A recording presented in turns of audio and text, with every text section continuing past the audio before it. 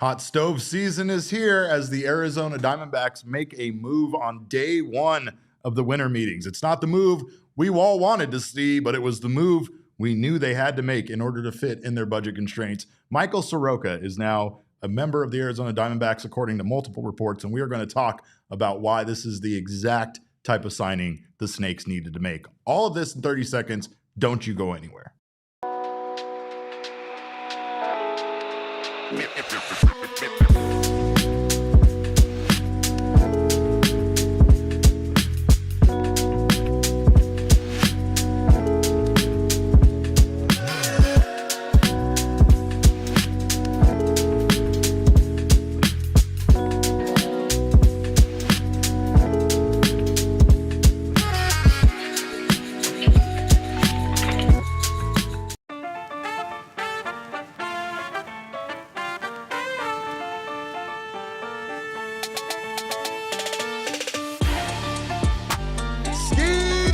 Happy Monday to you all. Welcome into another edition of the PHNX Diamondbacks podcast, live from Studio K, presented by our friends at Circle K.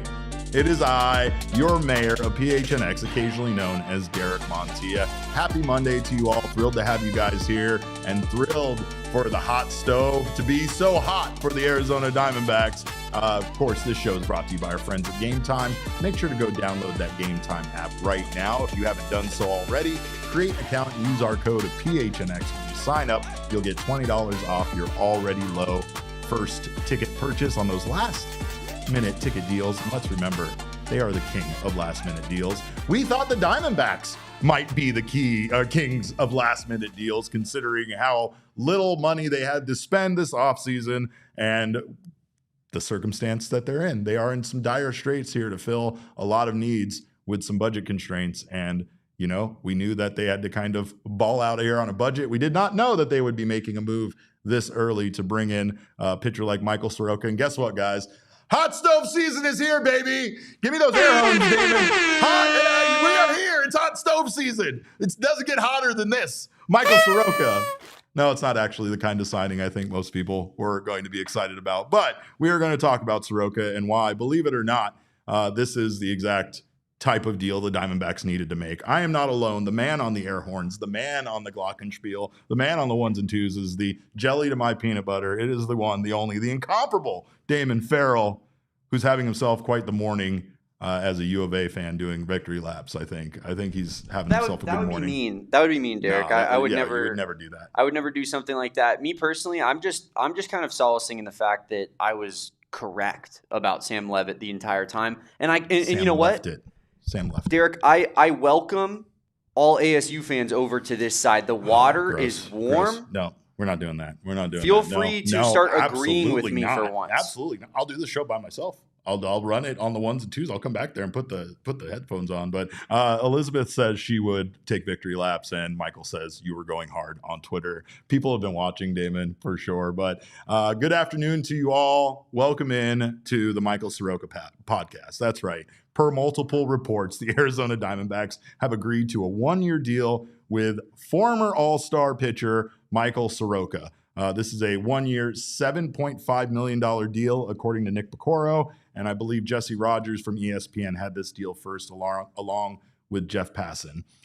Michael Soroka is a name that some of you may remember, some of you may not. It depends on when you started watching baseball, because if you just started watching baseball in 2023, then you might not even know who Michael Soroka was. But prior to 2023, prior to 2022, prior to 2021, Michael Soroka was an absolute stud for the Atlanta Braves. He was one of the best pitchers in baseball, quite frankly, in 2019 and 2020. In 2019, he posted a 2.68 ERA in 29 starts for the Atlanta Braves. He had a 6.0 WAR that season. He went 13-4 as a starter, and he was outstanding, including having the best home run per nine ratio at 0.7 in the National League. He was an all-star that year. He came in sixth in Cy Young voting and came in second in Rookie of the Year voting for the National League. Now, a lot has happened to him since then, and that's the reason why Michael Soroka's career was derailed 2 Achilles tears, essentially wiped out more than 2 full seasons, maybe even 2.5 full seasons of his career during what would have been essentially his prime years. And so now we sit here where the Diamondbacks, as I have suggested, as I have tried to warn you guys and our fan base, we were going to make a signing like this. The Diamondbacks needed to make a signing like this. This is one of those signings that, yes, as Kyle says, if you told me about this signing 5 years ago, I would have been stoked. And he's not wrong, right? But since then, Michael Soroka has had a long path back to being healthy. He's suffered a lot of injuries, and there's a lot of things that are very ugly about Michael Soroka's career. But we're going to go through all of it. We're going to go through the good, the bad, and the ugly here with the reported signing of Michael Soroka. Let's start off with the fact that he's 28 years old. He's 6'5", 250 pounds. He throws a 4-seam fastball, a pretty damn good slurve, a change, and a sinker. His numbers or his strengths are in his breaking stuff. Teams hit just 118 versus his slurve last year, and he had a 4.52 ERA in 2025, which is not very good. A lot of people will look. I think we have his stats here from. Is this his career stats or stats from 2025? Which one would you prefer, Let's take a look at his 2025 stats first. This was his season between the Washington Nationals and the Chicago Cubs. Honestly, it was pretty good in a very, very small sample size for the Cubs. But overall, he pitched 89 2/3 innings. He had a 4.52 ERA, a 1.126 WHIP, a 4.23 FIP, and a 0.6 BWAR overall. But over his career, his numbers have been steady. At least, he factors in. You have to factor in those early years where he was so good, but 415 2/3 innings pitched, not very much. A 3.85 career ERA, a 4.12 career FIP, which is at least slightly better than average, and 2.71 strikeout to walk ratio, not very good. 6.9 BWAR.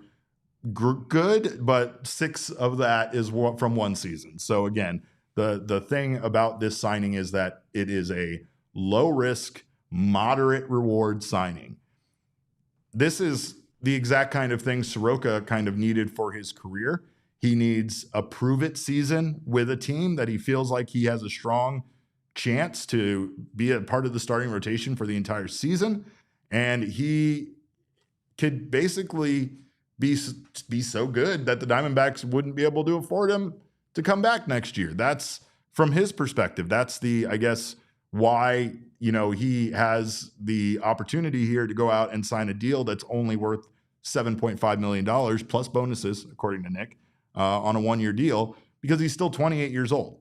He could still bounce back and sign a longer-term deal if he comes in here and has a good season with Arizona, a team that needs him. Right. And again, this is not the signing most people wanted to see. And I don't think the Diamondbacks are done. What this serves is that starting pitcher that we did not know who would accept this type of role.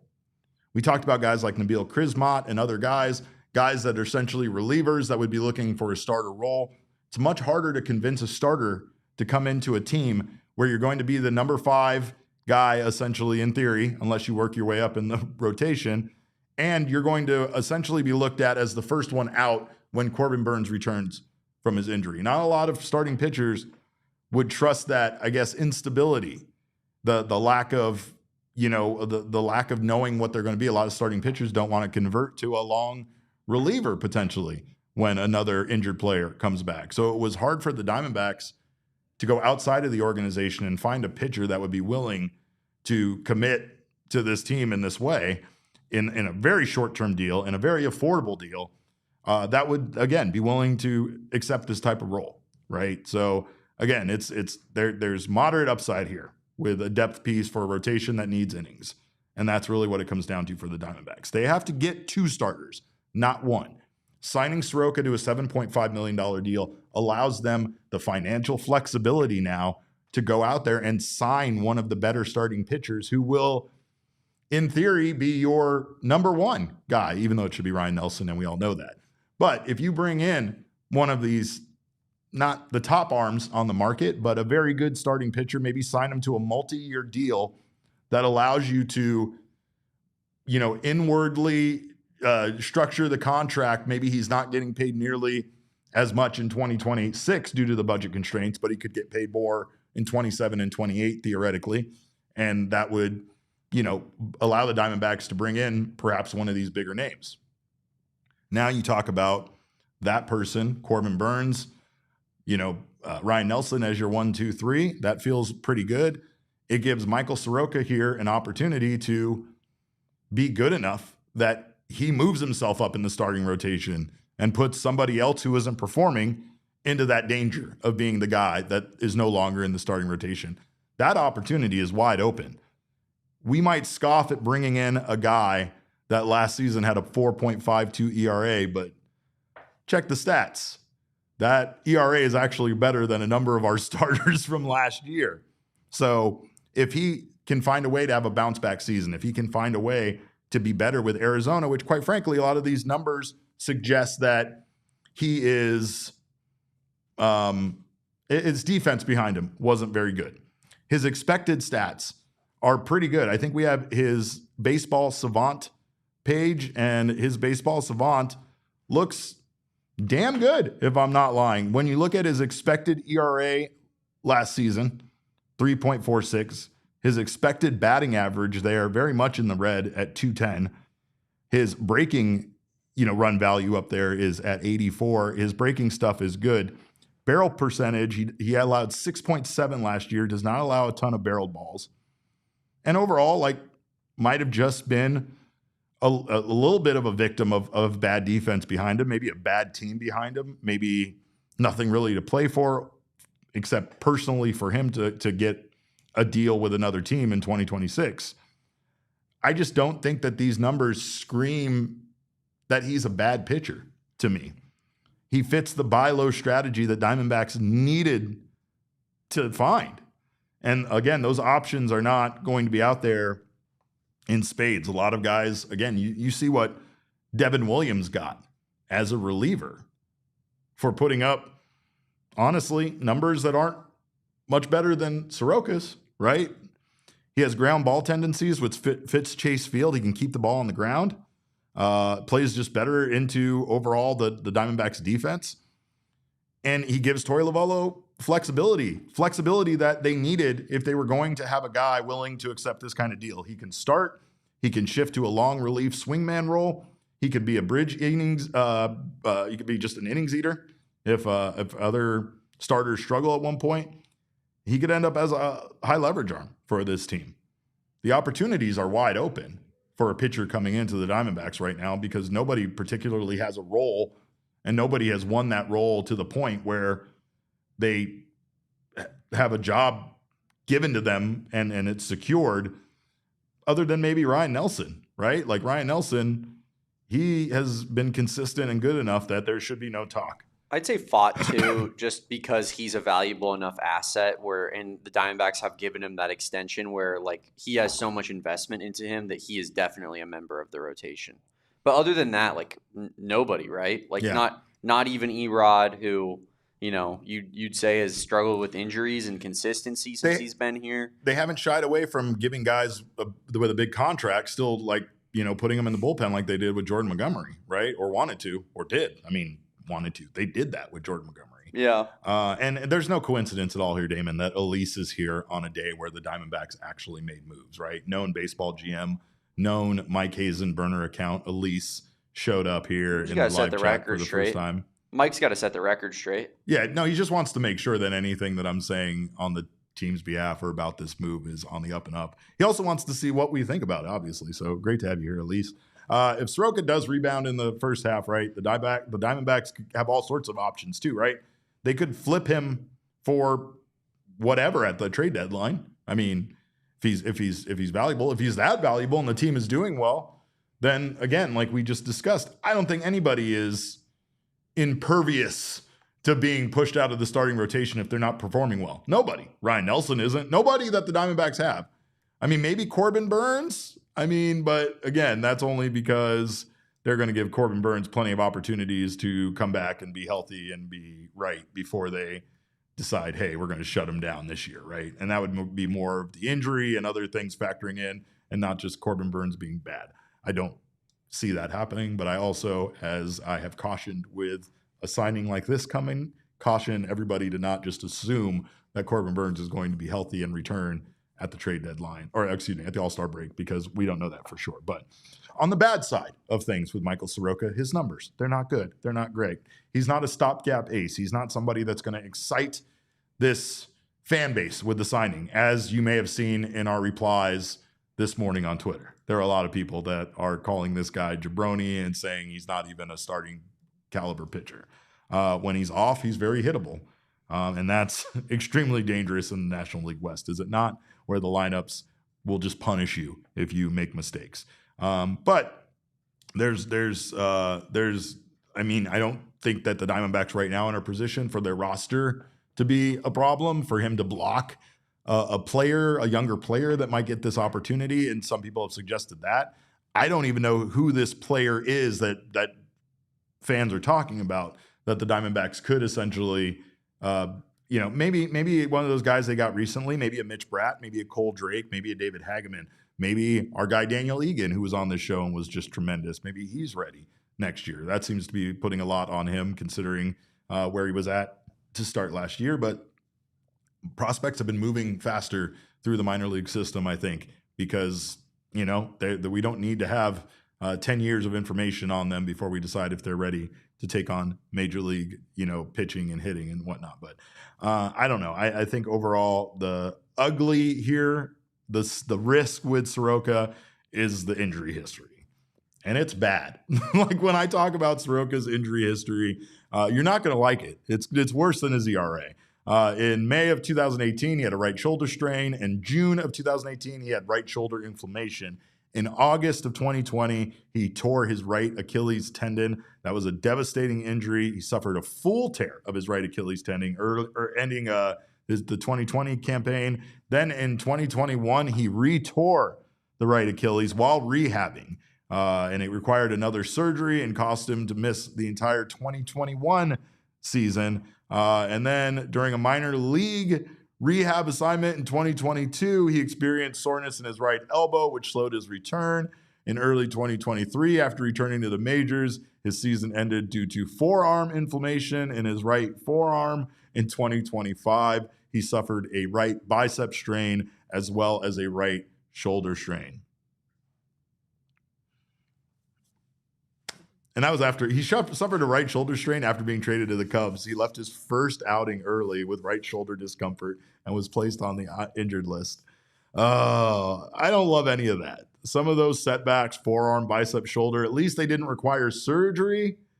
But I don't love it. I don't love it. And I mean, you could say, just as the good side of things, each time he has returned, he shows flashes of his pre-injury form, but his durability over a full season is definitely in question, right? And maybe the Diamondbacks don't view that as the necessity here. Maybe they view it as a guy that they only need for half a season to get them to the return of Corbin Burnes. But this is a calculated gamble, and again, a very low-risk one, because the Diamondbacks are only paying him $7.5 million. If he is bad next year, he's bad. I mean, he's bad. But again, he could stabilize the back of the rotation. He can give you competitive starts. He could give this team a chance to win, and he can become either a useful piece for a playoff push if they should happen to be that good in 2026, fingers crossed, or a tradable asset come the end of July at the trade deadline. So, I mean, the worst case scenario here for the Diamondbacks is that he just gets injured again. And he forces the Diamondbacks back into bullpen games and emergency call-ups because they don't have the depth to overcome a starter. They don't have the finances to go out and get 3 starters or add more depth to this organization. So it would probably be an emergency call-up or Bryce Jarvis or Christian Mena that would be the one that would fill in should Soroka get injured again, right? But just still feels like this is a low-risk move. It's smart for a team that's operating on a budget, but it's not enough.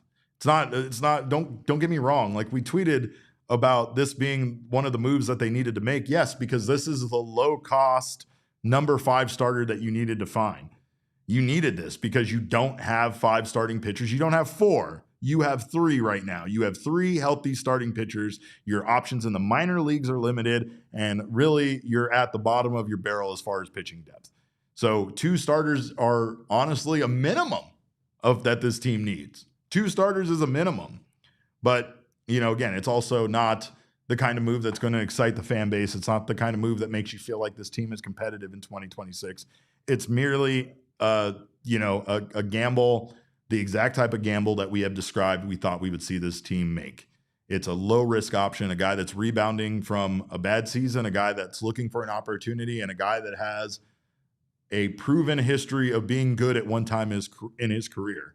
He has suffered setback after setback when it has come to injuries. And that's not something any of us that watch the Diamondbacks in 2025 want to hear. We don't want, I would just prefer that the risk is that he was just going to be bad. But, again, there's the fact that he is, I don't know. Cool Bro said Gambo reported Soroka is unlikely to be a starter. Then I think that if that's the case, then this might be an unnecessary move. Maybe things fell through with Pete Fairbanks, and maybe he's no longer the relief option that they're looking to. But I can't imagine that Soroka isn't a starter. He's a starter. He's been a starter in the past, and he's a guy, again, that they need to take a risk on in order for him to come back and be a starter once again. He started 16 games for the Nationals in 2025. Gambo's tweet says that he is going to be a starter. Oh, okay. Yeah, it says the signing of Michael Soroka is pending a physical, but he will be a starting pitcher for Arizona. It does not preclude them from signing or trading for another starting pitcher. Arizona is still actively looking to add to their starting rotation and bullpen. And as we discussed off air, Derek, I think that, he is going to be a starter and he is going to be on the back end of that rotation, but he very easily could be put in the bullpen, taken out of the starting rotation, traded potentially. This does not mean that he is written in Sharpie in the starting rotation, but as things currently stand, now we have a higher floor with Michael Soroka in the back end of that rotation. It just at least means that there's somebody capable of starting. And again, he's also capable of accepting any kind of role that he might be given throughout the year. Since returning from his injuries, he had a 6.40 ERA in his first year back with the Atlanta Braves. That was just in 7 games, In 2024, with the White Sox, he had a 4.74 ERA in 25 games. And then in 2025, he had a 4.52 ERA in 22 games played, 16 with the Washington Nationals, 6 with the Cubs. What I'm saying about Soroka here is that at least you can see a little bit of progression in the right direction. And again, as much as we want to criticize his ERA looking bad, some of the peripherals look much better. And he still is giving you the same quality that you might be getting from some of your other starters right now, even though it's not great quality, for $7.5 million a year. That's really what it comes down to, is the Diamondbacks don't have the money to spend to get all of these players and make this team good. So they have to gamble on guys like this. Michael Soroka might be exactly what this team needs. And by the way, I'm going to stop saying Michael now. It's officially Mike. And now that I've done that, we can all get on the same page. It's Mike Soroka, not Michael Soroka. But I don't hate the signing. I actually like the signing. I'm not surprised by the signing. Now, with that being said, the Diamondbacks need to do more. If this is the signing and then another pitching signing happens that's, let's say, similar to this, then I would definitely start getting on the page of we are already screwed for 2026. The next addition to this team needs to be a starter, and it needs to be one of higher quality. I would even say that with this move of Michael Soroka, I don't know if adding Merrill Kelly is enough to make this team competitive in 2026. They might need to shoot a bit higher. They might need to spend a bit more money. And again, they also might need to get a younger guy who can be on a little bit longer term of a deal that allows them to structure the contract creatively. That means that he might not get paid as much in 2026, but understands he's doing so whoever they sign to allow the D-backs to have a bit more flexibility and make this team a winner. And then, hey, you're going to get the same amount of money. It's just you're going to get more in 27 and 2028. I don't know, but this move for now is a good move as long as it is paired with more. You bring in a Paul Goldschmidt, you bring in a Pete Fairbanks, and you add another starter that is one of the better free agent pitchers that's available on the market, even if they're older, even if they're coming off a bad season. And I still feel like you have done your job this offseason to give this team a shot. Yeah, and then force Mike Hazen in the front office to buy moves at the deadline. Right. Like have a good enough front half of the year with AJ Puck and Justin Martinez hopefully and Corbin Burns coming back in the second half that there's enough there for the D-backs front office to invest. Yeah. Like I think that's not completely unrealistic, but you need these type of signings like Michael Soroka to be hits. Yeah, for sure. But what we're going to do is take a quick break. And on the other side of this break, as I've said earlier, it is winter meeting season. And we're going to talk about all of the rumors, the moves made, and why Ketel Marte rumors may never, ever go away. We're going to do that on the other side of this break. Don't you go anywhere. You're watching the PHNX Diamondback Show. Pure Edibles isn't my number 5 starter. It is my number 1, 2, 3, 4, and 5 starter. And that's because Pure Edibles makes some of the best edibles you can find in the Valley. They are a full-fledged candy company and not just a gummy provider, though they do make some excellent gummies as well. They also make hard candies, chews, soft candies, their version of Starburst that they call Kicks, and so much more. And their entire variety not only has a wonderful variety of flavors, but a wonderful variety of effects. And those effects are clearly listed on each tin, and you'll know exactly what you're getting into with each delicious edition of Pure Edibles you pick up at one of over 130 dispensaries across the state. But right now, they have a brand new collaboration I've been talking about. I guess I can't say brand new because it's been around for a little bit, but I still love it very much. It is the collaboration between our friends there at Pure Edibles and, of course, the fine folks at Mother Road Brewing Company that make the Tower Station IPA. Now they make the Tower Station All-in-One, which is a delicious way to get your high right now through an all-in-one device that offers the same crisp citrus and piney hops of Arizona's favorite IPA. So do not miss out on this collaboration or the full line of candies that they have to offer from Pure Edibles. Go find yourself some Pure Edibles products from one of over 130 dispensaries across Arizona. And it is December, and you know it is the season for over $80 million in prizes over at Arizona Lottery. Play holiday tickets from Arizona Lottery for your chance to win tens of thousands, if not maybe even more. Fill your own stocking with cash or fill the stockings of loved ones with Arizona holiday scratchers. They make excellent gifts, not just for white elephant parties, but for everything. Stocking stuffers, just because, and also a gift for yourself. So do not miss out right now on the 6 festive scratchers that Arizona Lottery has, including Cash Countdown, which has prizes up to $250,000, and Candy Cane Cash, which smells delightfully like peppermint. Love to play and spread holiday cheer with holiday scratchers from the Arizona Lottery. Play and gift today. Must be 21 or over to play. Well, the winter meetings are happening. We're excited. I'm excited to not be there. And that's not an attack on the winter meetings. I know there are people that apparently wanted to go and were not allowed to go. They were not credentialed. Jared Carabas was not credentialed by MLB, nor was Dallas Braden, an MLB announcer that currently announces for a current Major League Baseball team, was not allowed to have a credential to an event. That's so wild. I feel like there's details missing on that. I know I do things like miss the deadline, and then I'm like, oh, they didn't give me a credential. But at the same time, it is what it is. Derek, we could get credentials for that.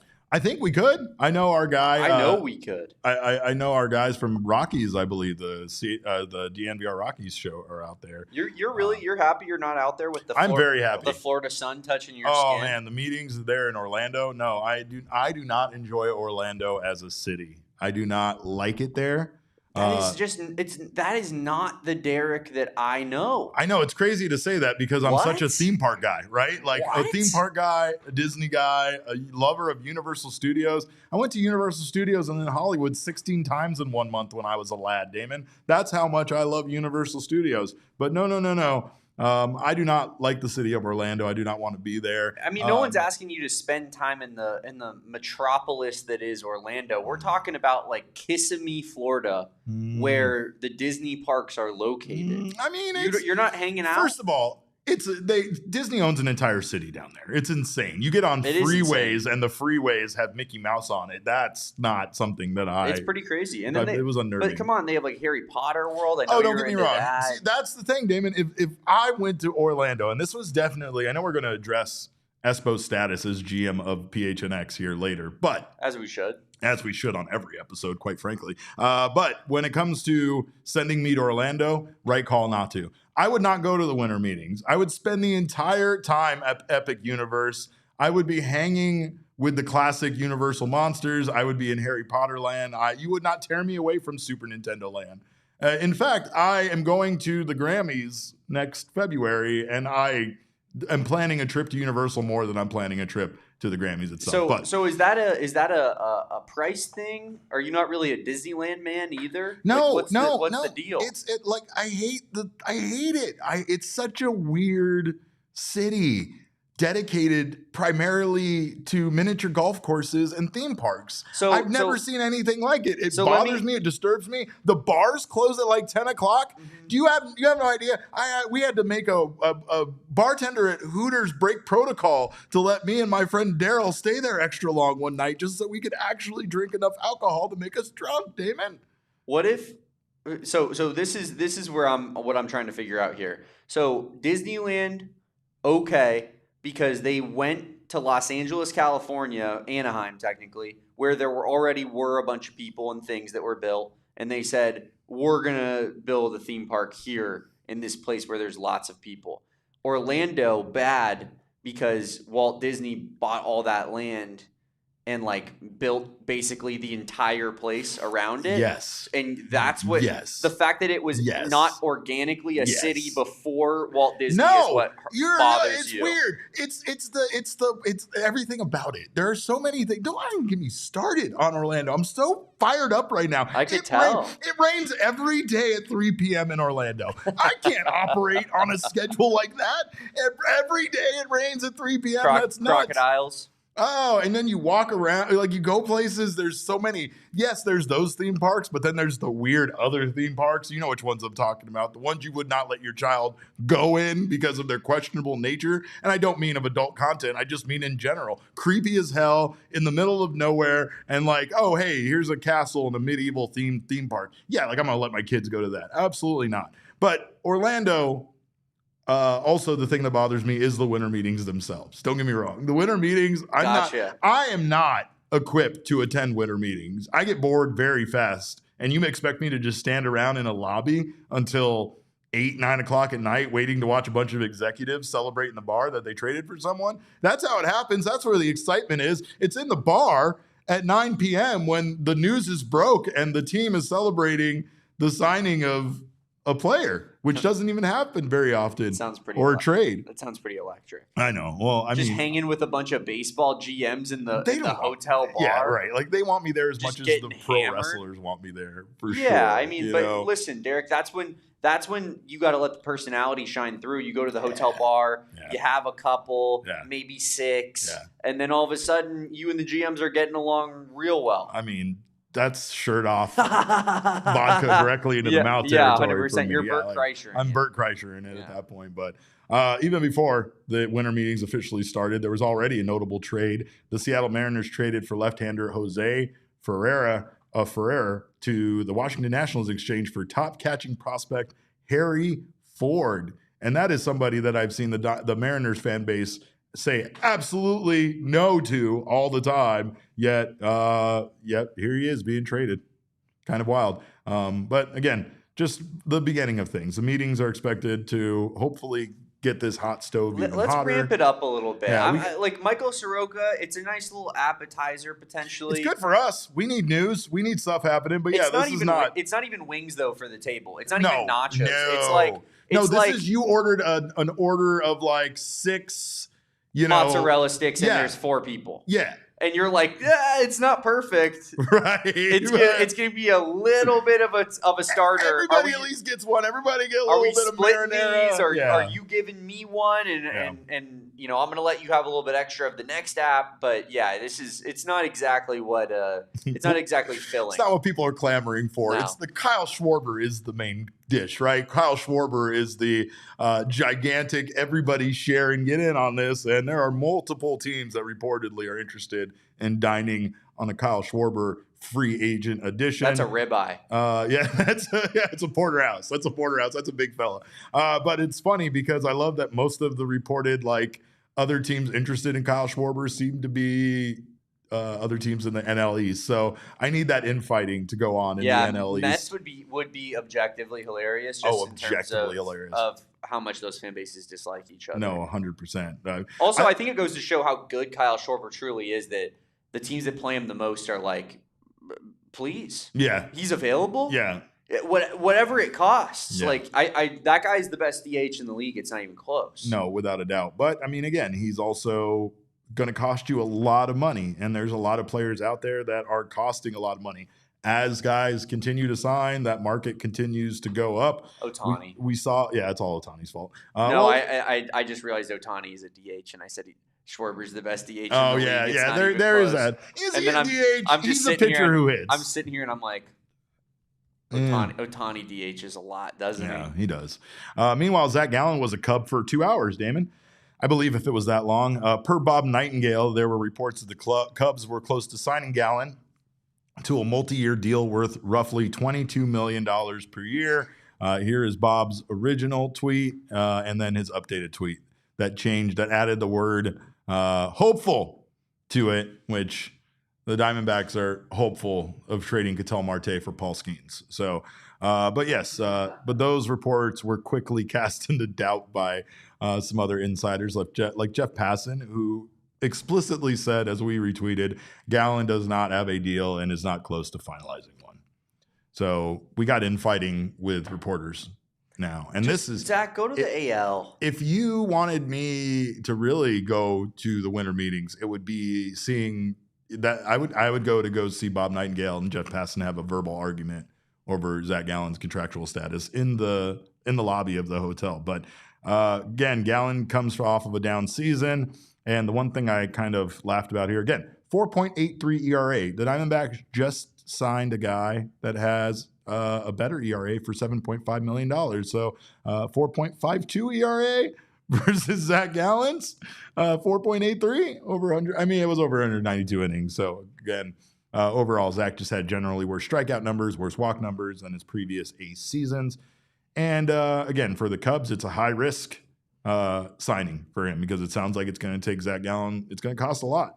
They said $22 million. I had some people asking, like, why aren't the Diamondbacks in on that? But again, that feels like it would be a 5-year deal or something like that for Zac at this point. And some people believe it was an overpay. Overall, many of the Cubs fans did not like this signing. They said that this would be a mistake, especially committing this much to Zac Gallen and then, again, doing so on unreliable reports before the deal is signed also doesn't bode well for this whole thing. But that's what the winter meetings are all about. Rumors, and sometimes incorrect rumors. But Damon and I, we have been monitoring the Ketel Marte rumors very closely.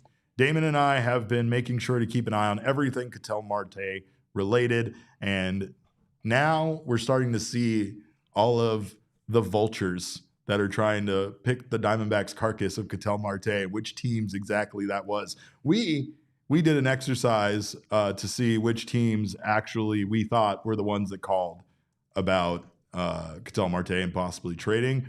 And we are delighted to report that we got 4 out of the 7 teams correct. So these are the teams that we said. These are the heathens that we said we're trying to get our Ketel Marte. Boston Red Sox, Los Angeles Dodgers, New York Mets, San Diego Padres, Philadelphia Phillies, Seattle Mariners, and the Toronto Blue Jays. So now, with the rumors coming out, we are hearing that the Boston Red Sox are very much in on a Ketel Marte trade. In fact, they might be the ones that are willing to give up the most. Meanwhile, the Seattle Mariners have also stepped into the arena, and we are seeing a lot of ridiculous trade proposals with the Seattle Mariners, but trade proposals nonetheless. We also have heard about the Toronto Blue Jays monitoring Marte's availability, and we also know that apparently the Detroit Tigers and the Pirates and the Tampa Bay Rays have all made inquiries in regards to Ketel Marte. So no Dodgers, no Padres, no Mets. Instead, the other three teams were the Pittsburgh Pirates, allegedly, the Tampa Bay Rays, allegedly, and the Detroit Tigers. Interesting. What are you do? What are the Rays and the Pirates even doing? You know what the Rays and the Pirates see? His team-friendly contract. They're like, oh yeah, we could get a superstar and not pay him. That's totally a Rays and Pirates kind of thing to do, is it not? Ugh, get him out of here. I can't believe that. 4 out of 7 is pretty good, I will say. You did all right. And guess what? I think the Dodgers and Padres probably would they'd be the first two teams calling if it wasn't the Dbacks on the other end of the line. You know what I mean? Like 100%. If it was any other team across baseball, I guarantee the Dodgers and Padres would be interested in Ketel Marte caliber player. But the Dbacks they probably know better than to call Mike Hazen. They call Mike Hazen the Dodgers, and he just goes, their number's blocked. It doesn't even ring when they call. They're like, that's weird. That's we'll take Ohtani. and we'll just pay him whatever you guys are paying him up front. You guys keep all the defers. Yeah, good stuff. Good stuff. Speaking of more from Bob Nightingale on Ketel Marte, excuse me. He said this in his update on winter meetings rumors. And I did not love this part of his article. Bob went on to say the Dbacks, however, believe now is the time to sever ties. I think he meant time. The Dbacks, however, believe now is the time to sever ties and are in desperate need for pitching. The Red Sox, Rays, Tigers have all checked in, with each having the pitching depth to satisfy the Dbacks' needs. It's the Dbacks believe that now is the time to sever ties with Ketel Marte.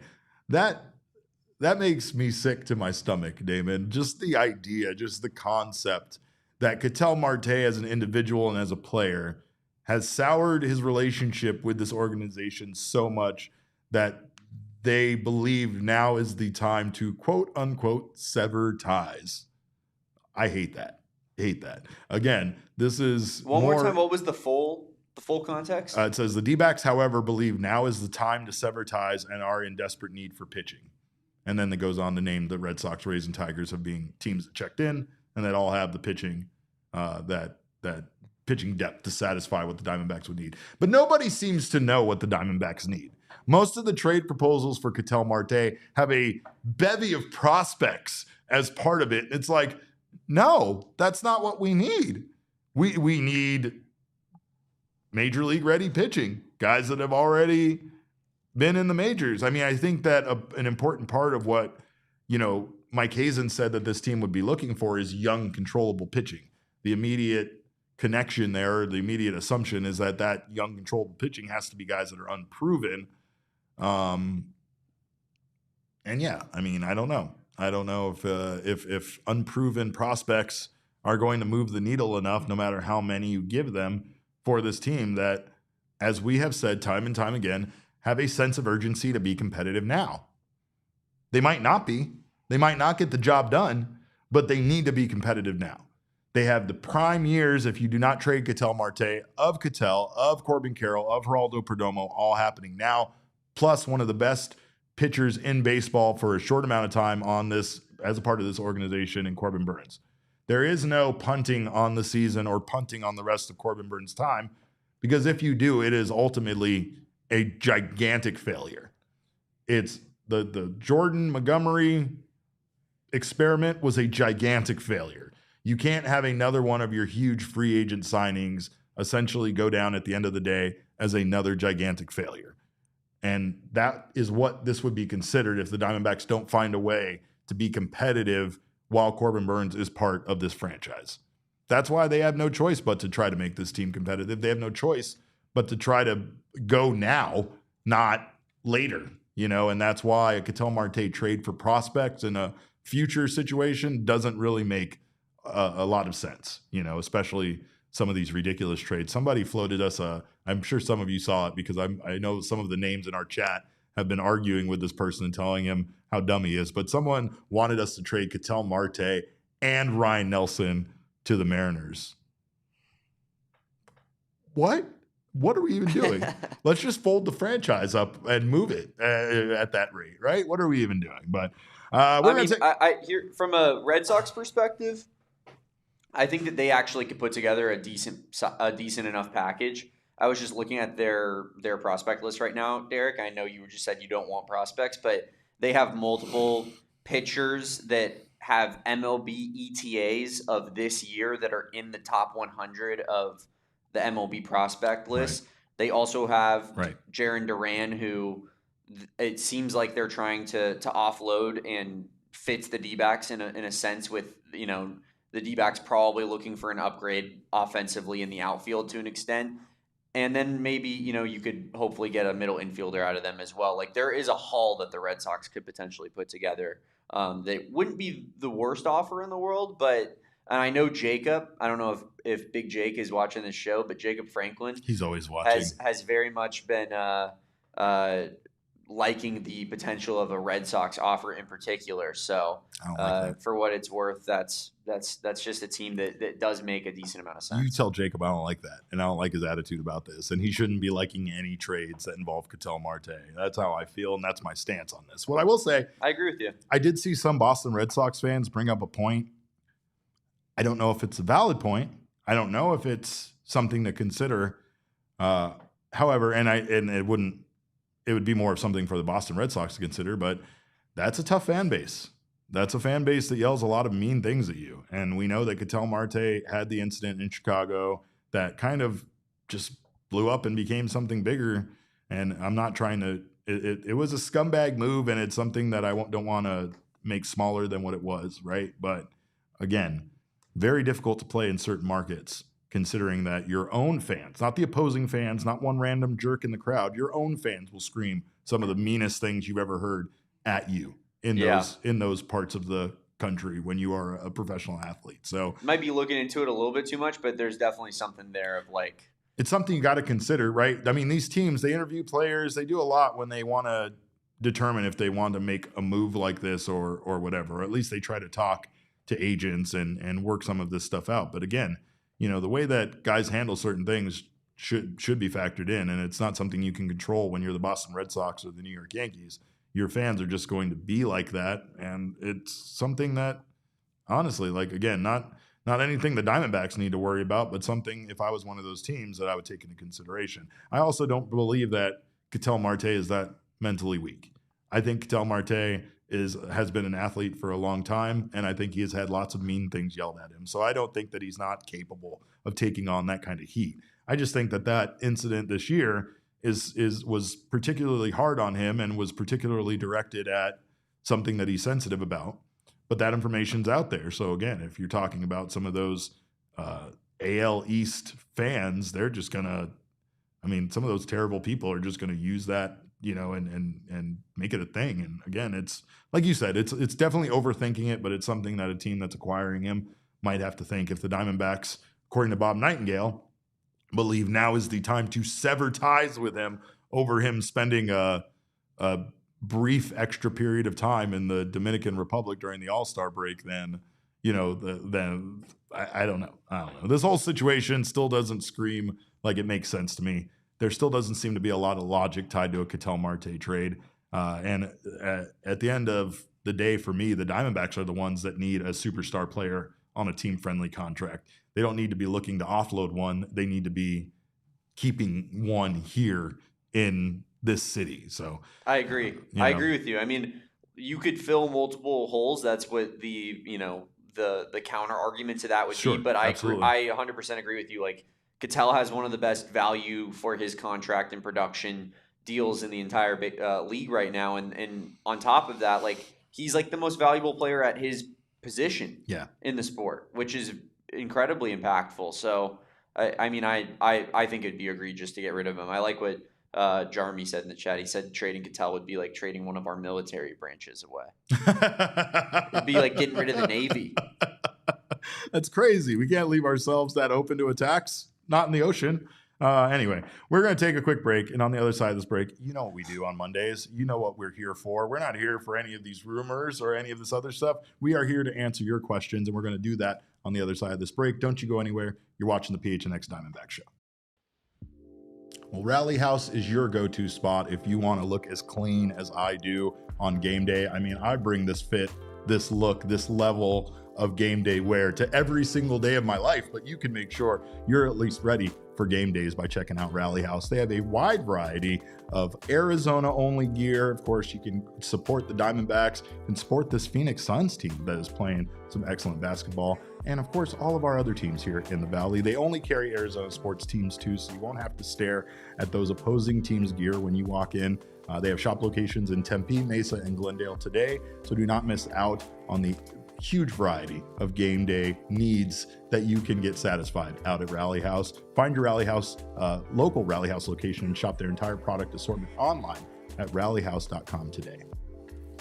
And also, if you're an Arizona sports fan, you have to do your banking at Desert Financial Credit Union. It is the only place that you can show your team spirit every time you shop with branded debit cards, exclusive branded debit cards featuring some of your favorite teams, including the Arizona Cardinals, the Arizona State University Sun Devils, and the Northern Arizona University Lumberjacks. For more than 84 years, Desert Financial has been Arizona's largest, most trusted local credit union, dedicated to creating exceptional experiences by giving back to the community and providing financial solutions that help make lives better. They helped make my life better by getting me started on my home ownership journey. Hopefully they can get you started on whatever financial journey you're trying to accomplish. You can look to Desert Financial for checking and savings accounts, mortgages, loans, credit cards, investment options, and so much more. Plus, when you open a free checking account online today, you can get $200 in bonuses. Get started by visiting desertfinancial.com/200 right now. And it is definitely a good time of the year to get some extra cash with the holidays here, draining all of our bank accounts.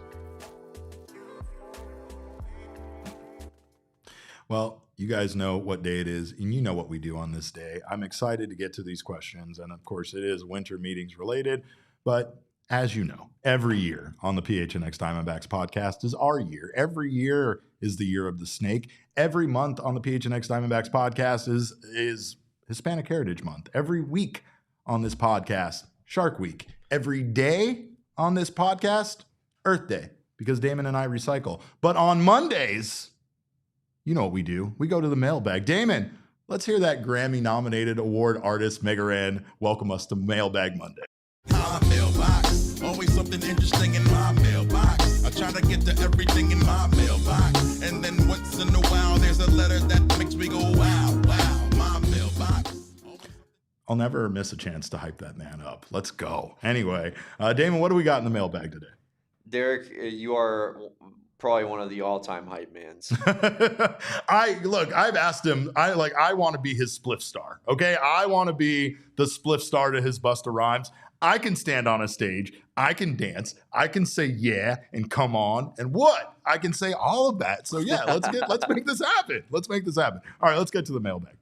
First question comes from Travis Moore, who asks, is the Soroka signing a hopeful placeholder for an expected Burns return during the season?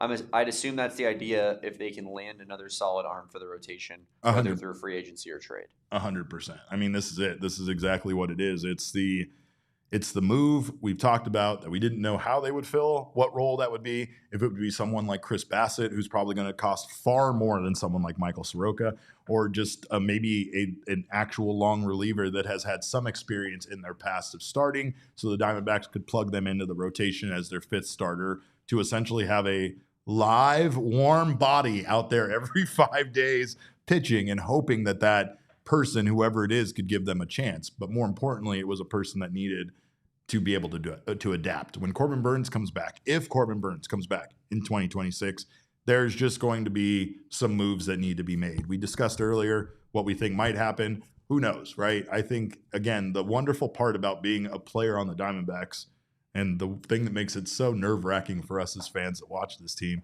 is the opportunities for most positions and most players are wide open.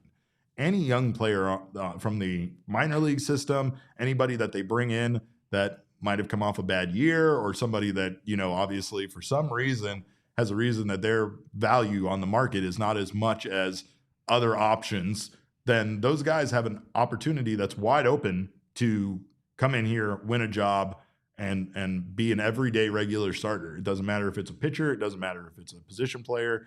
Like, yes, Geraldo Perdomo isn't going anywhere. Yes, Corbin Burns isn't going, or Corbin Carroll isn't going anywhere, right? Like, certain guys in the lineup aren't going anywhere. However, that doesn't mean that if someone comes in, they can't, potentially win a spot. I mean, as crazy as it is, if you outplay Geraldo Perdomo, you could win his spot. You're not going to. Don't even think you're going to. But just hypothetically, in a fake fairy tale world, anybody can be replaced by a guy who is having himself a great season. That's the reason why this team is perfect, is wide open for any player to join. And that again is the beauty of what's happening here for Mike Soroka. He's getting another chance to come here, get a starting opportunity, prove himself, and raise his stock here, right? I mean, he could end up, like I said, being so good that the Diamondbacks can't even consider re-signing him after the one-year deal is up, because his value might have skyrocketed based on his performance in 2026,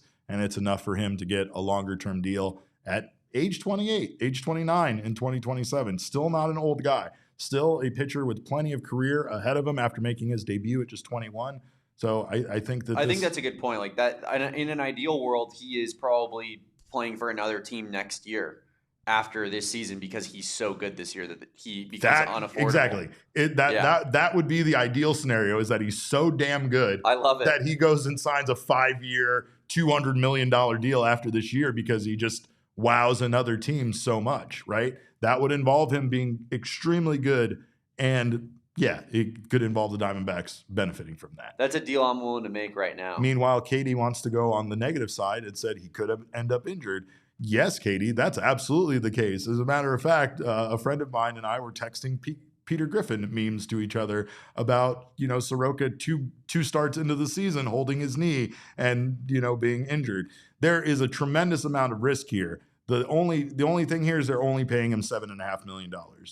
At the end of the day, like I said, the reward isn't probably even a high reward. You couldn't say it. It's a moderate reward. You want him to be mid at best, and maybe a little bit better than mid. Average is what the Diamondbacks need him to be. And when you look at his numbers, that is what he was last year. He wasn't great, but he was slightly above average with his FIP, and again, had some good, peripheral stats that, again, expected stats, expected batting average, expected ERA, that make you feel like, at least he could be a serviceable member of the starting rotation, and a guy that, again, gives you somebody that gives you a chance to win every 5 days, right?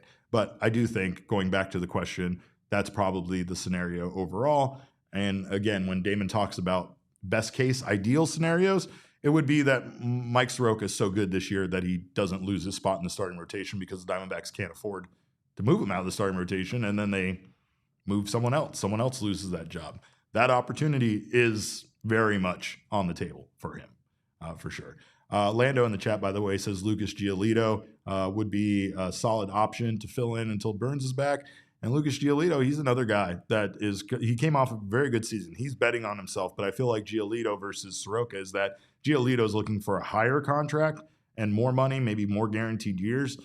I'm not opposed to the Diamondbacks giving that to somebody, but my problem now is that the next signing that they do for a starting pitcher needs to be somebody that you feel more confident in their consistency, and not somebody that you're taking a gamble on in the same way that you're taking a gamble on Soroka here.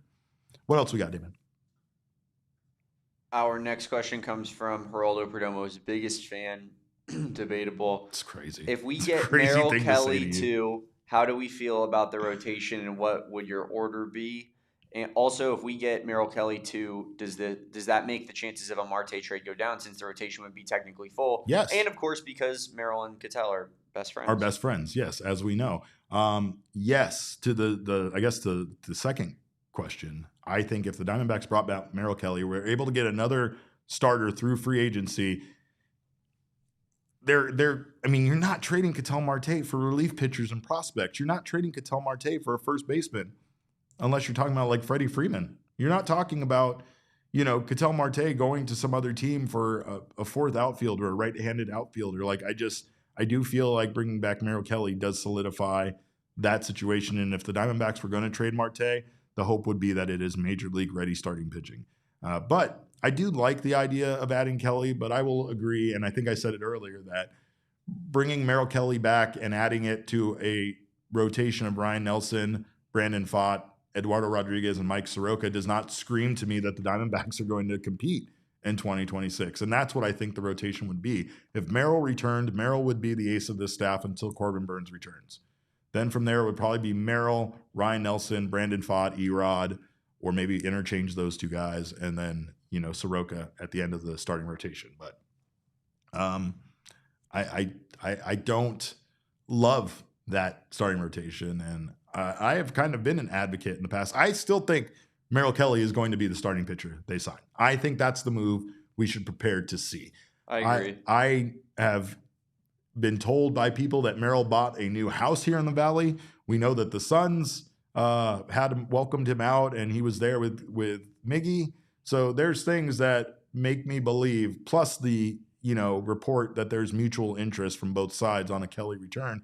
Feels like Merrill Kelly, once again, is that lower cost option that still gives you a consistent quality starter, somebody that's close to our heart, and somebody that can help you win. I just, again, don't love that starting rotation overall. Those guys all have a chance to definitely prove themselves for sure. And I do love the flexibility, once again, financially, that it gives the Diamondbacks. But I don't know. We'll see. We'll see what happens. I feel like that's the move that's going to happen, though. What else we got, Damon? Our next question here comes from Austin, and Austin asks, after Soroka signing, does the next starting pitcher come from trade, or do we bargain shop again? Would prefer Fairbanks and another starter signing over Merrill back at this point. Right. And see, that's the debate. And I mean, people have talked about not wanting Zac Gallen back, and people have talked about not wanting Merrill Kelly back. The reason why is because it's like insanity. It's expecting the same results without changing anything. Yeah. It's the reason why our guy Killer Rex, who probably had enough of my positive talking, left the chat. But it's the reason why people like Rex and other people in this chat and on Twitter want Torey Lovullo fired, because they feel like this is crazy to run it back with the same manager and expect different results. They tend to blame quite a bit of what happened to the Diamondbacks in 24 and 25 on Torey's managing. I would argue that some of the big moves didn't work out. Injuries piled up, and some new coach hires have questionably impacted this team overall, right? Sean Larkin was replaced. You got Brian Kaplan that still has a lot to prove in 2026. But, again, there's just the pitching was trash for the Diamondbacks, and that's it. That's what lost the Diamondbacks both seasons. And somehow 2025 got worse than 2024. I will say, though, that was for you, Rex. But again, expecting the same thing with the same or different things with the same people, same players. That's the part that doesn't sit well with a lot of people. And it's the reason why if you bring in somebody from outside of the organization, even if they put up worse numbers than Merrill Kelly, but just comparable, people would feel more excited about that. They would feel more excited about the potential, the possibility of what could be, rather than what they already know Merrill Kelly to be.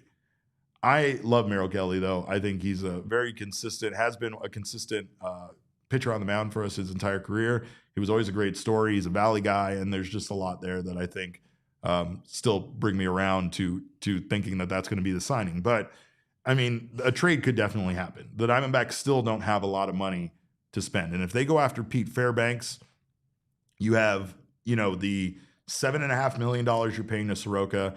Fairbanks is estimated in the $9 to $10 million range. So let's just say you have $18 million next season wrapped up in those two guys. You still have to get another starting pitcher. And at that point, that leaves you in the neighborhood of spending $20 million on a starting pitcher or less to keep you anywhere close to the budget that you were supposed to stick to. That would still put you at $38 million.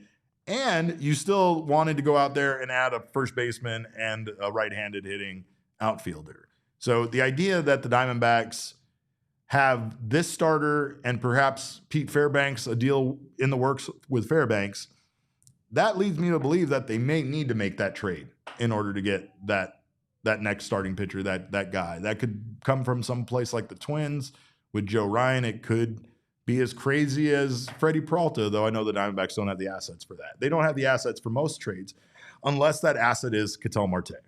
That is what, once again, brings us back time and time again to these Ketel trade rumors, because Ketel really is the one asset that teams would covet and give you an absolute haul for in exchange because of his team-friendly contract, him being an MVP candidate, everything about Ketel being the best second baseman, all we've talked about. That's the reason why these rumors come back, because if the Diamondbacks make a trade in order to get an elite arm, it would most likely require them to part ways with Marte. There are still the other trade rumors out there involving Alec Thomas, involving Jake McCarthy.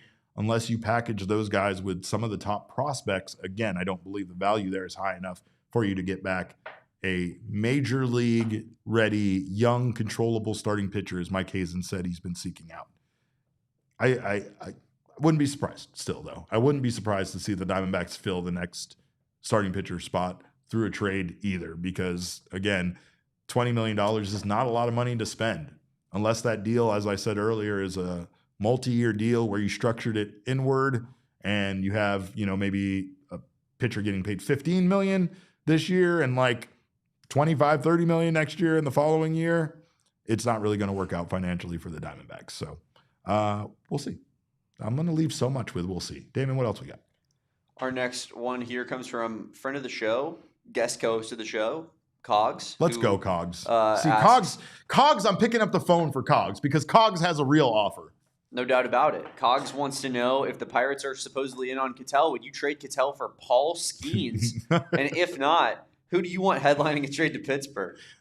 Pittsburgh does not have the assets that I'm seeking unless it's Paul Skeens. Mr. Skeens is well welcome in the great state of Arizona. We already know him and Torrey have a relationship. Why not? Get him over here. If you start talking crazy like that, then yes. But again, this is why we've said that any package involving Ketel always goes like to the borderline of being outrageous for you to think the Diamondbacks would accept that on as a return. And then it's always an insane return on the other team's part where you're like, they would never give up that much. So not to discredit your question, but looking at the Pirates lineup, I mean, I don't know if I feel great about a package from the Pittsburgh Pirates. I still don't even understand why they're calling Mike Hazen. I don't know what they're trying to do, but yeah, I get it. Pittsburgh has always been the kind of team that wants like a superstar, and Ketel Marte fits that. But he's on a very team-friendly contract, which also fits what the Pirates are always trying to do.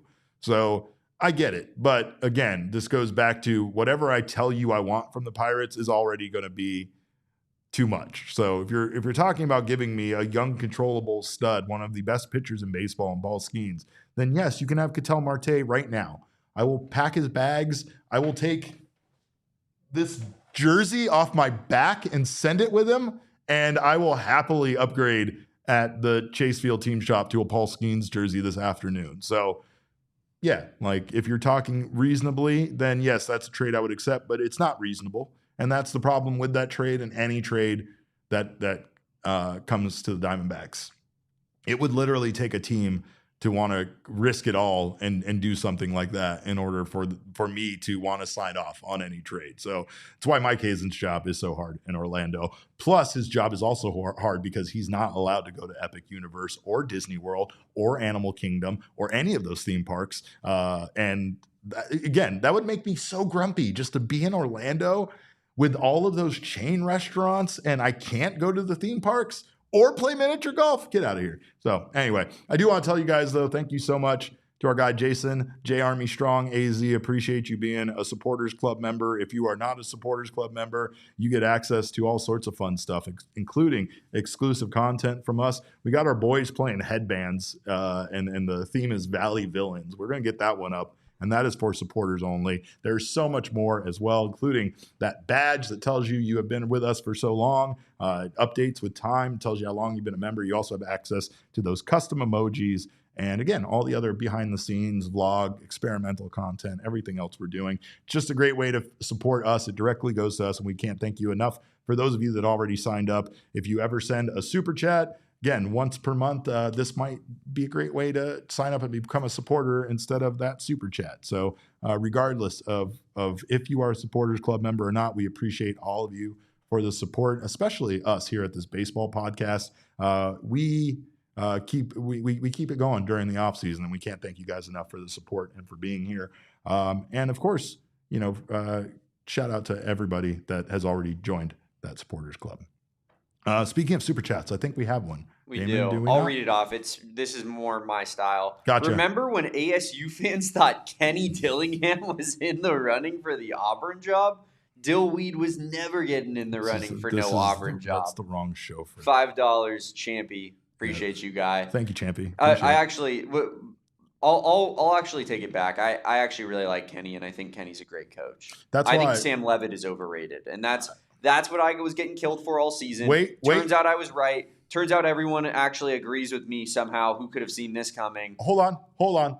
But who do you remember telling you that exact thing months ago that also roots for ASU?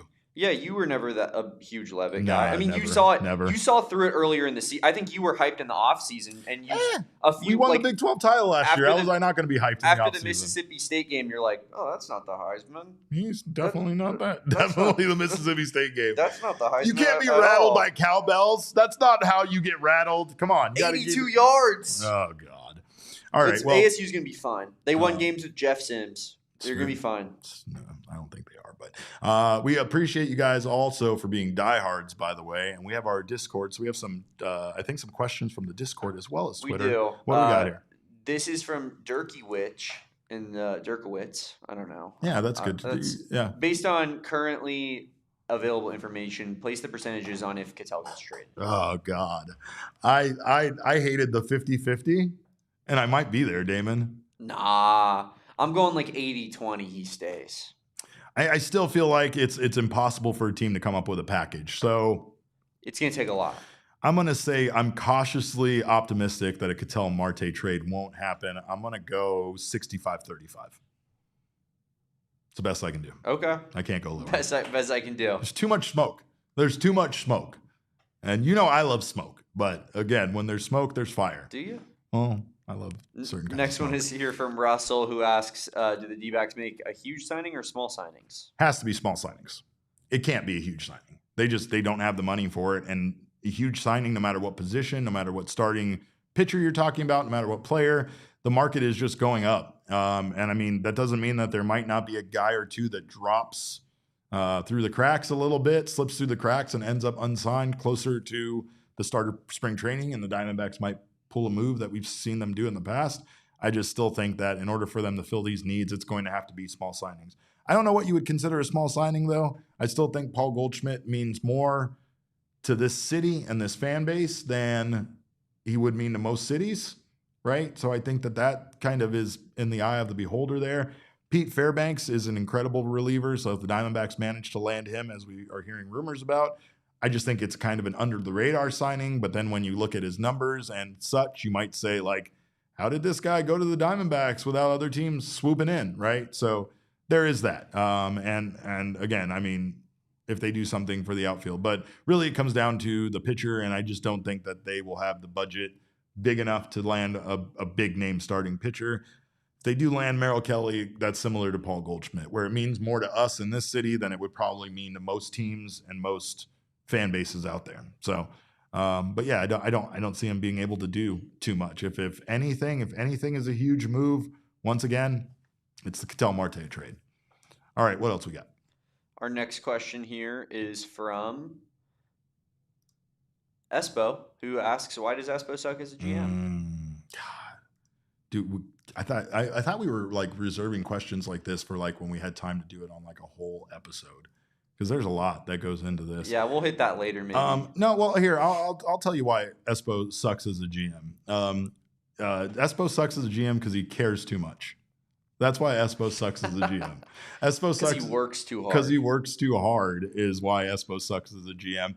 My only criticism of Espo is his ability to provide us with water. Yeah. It's really like he's trying to, like, drive us out of this office with the lack of water. Well, isn't that the first thing? Lack of water makes you insane. So Right. maybe he just wants the content to be like off the rails. Yeah, but I mean, there's other ways to do that. He could slip mushrooms into a catering Man. order. There's lots of different ways. That would be insane. An institute of everybody has to smoke weed in the office policy instead of one where nobody can smoke weed in the office.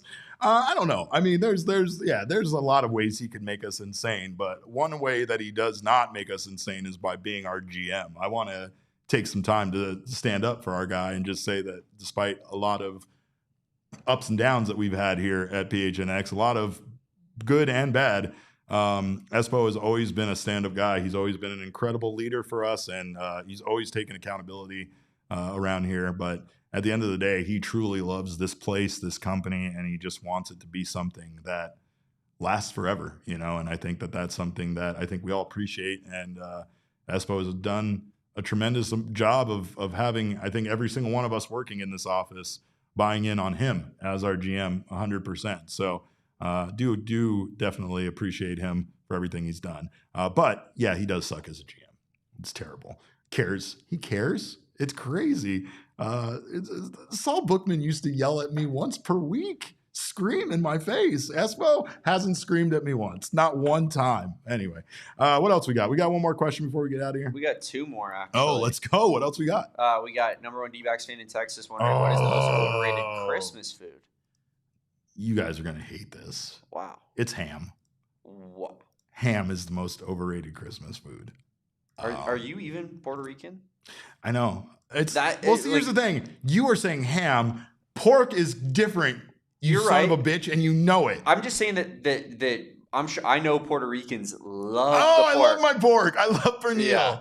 I love pernil. Yeah. I ate pernil every single day for the 5 days that I was in Puerto Rico. But that's fair. I Every understand single what you're day. saying. I found a White- place that basically serves it by the pound, like a barbecue style, and I never needed to eat anywhere else the entire time that I was on the island. White people ham is different than like pork, and I'm sure. Yeah, Brian's right. Fruitcake is never good, right? Have you ever had a good fruitcake? I've had good pineapple upside down cake. I've had good course. other cakes. Harvey Wallbanger is an incredible cake. If you've never heard of that, that's got like alcohol in it, makes it even better. But no, I hate ham so much and fruitcake. In general, Puerto Rico, yes, it's a pernil culture, and that's why we hate ham so much. I'm not a big casserole guy.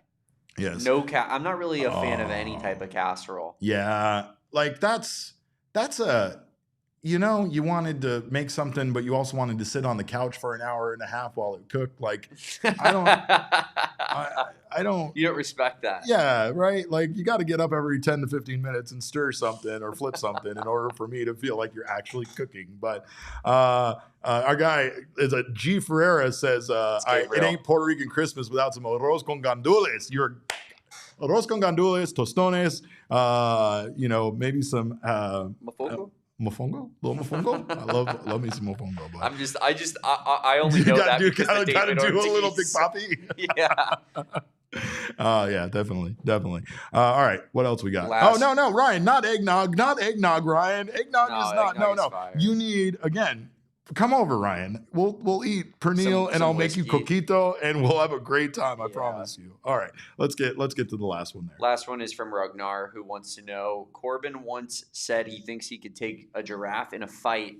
Derek, without your superb wrestling coaching, do you think Damon could take a giraffe in a fight? Okay, So Corbin said that would be the biggest animal that he could take in a fight, I'm Yeah. assuming? in a giraffe. Mm. I think Corbin is vastly underestimating the neck Yeah. strength of a giraffe, right?